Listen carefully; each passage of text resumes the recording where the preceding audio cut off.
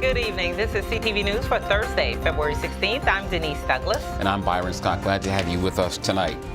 Two Prince George's County police officers are indicted in separate incidents, both involving alleged misconduct with women. Corporal George Merkel, a decorated veteran on the force, has faced second-degree assault charges for yanking a homeless woman by the ears and slapping her with the palm of his hand.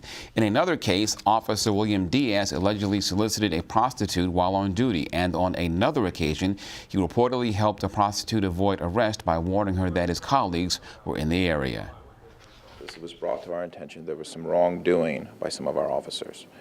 As we do whenever that comes to our attention, we conducted a full investigation into both cases. At the end of the investigation, we brought what we had to the state's attorney's office for an independent and objective review. We don't tolerate any wrongdoing, whether it's one of us or whether it's a member of the public. Officer George Merkel was indicted on one count of second-degree assault and one count of misconduct in office for assaulting a homeless woman in Lanham. During the course of asking her to move on from where she was, the assault occurred. It was witnessed by two other county officers.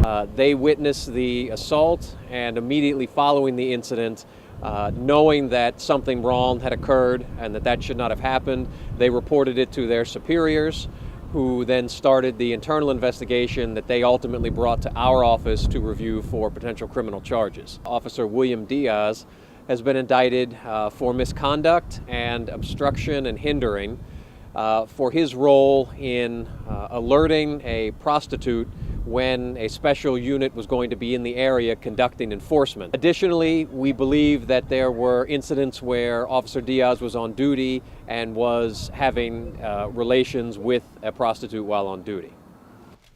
Both of these cases were brought to the state's attorney's office by the county police after an internal review.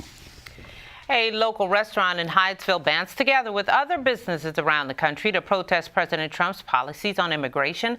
At the Busboys and Poets in Hyattsville, the doors are closed today. This establishment took part in the Day Without Immigrant strike, which encourages employees not to go to work. The boycott, which is happening in cities across the nation, is supposed to show how vital the immigrant community really is. I think it is amazing to see how the community is coming together about making their voices heard to fight the injustices that are being committed against the immigrant community. And although CASA organizes many events, this is not one of them, but we are totally in support of people that want to go out and join, that don't want to go to work or don't want to take their kids to school. If it is something that they are supported to do and willing to do, then by all means it's the right thing to do. Any type of protest that causes some type of action or talk is good protest, so I think it's a good idea. Oh yeah, I think protesting is a good way to go if that's the way you feel about it. It's a free country, but immigration, that's a very complicated issue. Busboys and Poets has 6 locations in the area and will reopen tomorrow. Lawmakers in Annapolis give the state's top prosecutor broad authority to bypass the executive office and sue the federal government. The action allowing the Maryland Attorney General Brian Frost to challenge President Trump's executive actions without first attaining approval from Governor Larry Hogan. The General Assembly passed a joint resolution yesterday, just a few weeks after Trump took office. It's the first time the authority of the state's chief lawyer has expanded since the year 1864.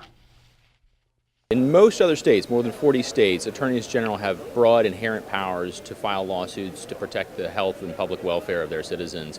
And our attorney general doesn't have that basic power unless it's granted by the legislature or the governor. So we granted Attorney General Frost the ability to file lawsuits relating to actions or inactions of the federal government. What this does is delegate all of that discretion by the House, by the legislature, into the Attorney General, basically giving away all of our authority. Now, if you do that by constitutional amendment, of course it's fine, because you're amending the Constitution from which we derive the power. Doing it this way, quite frankly, you're circumventing a Constitution that's well written, and instead giving all the authority into a fourth branch of government that has no check or balance over it. And the action cannot be vetoed by the governor. A man and woman are behind bars for allegedly fatally shooting a man in Accokeek on Monday. Police say 24-year-old Donovan Hodges and 19-year-old Cessna Blow gunned down 28-year-old Timothy Sherrod. The suspects and Sherrod reportedly got into a dispute over money. Hodges and Blow are charged with first and second-degree murder as well as other crimes. A bill to create a Metro Safety Commission lands in Congress. Regional members of the House and Senate are introducing legislation that they hope will jumpstart the formation of a new safety oversight body. The measure would also prevent the federal government from withholding millions of dollars in transportation funding.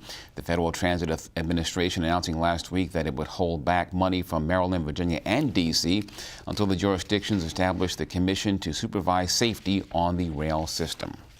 And you're watching CTV News. I'm Byron Scott. And I'm Denise Douglas.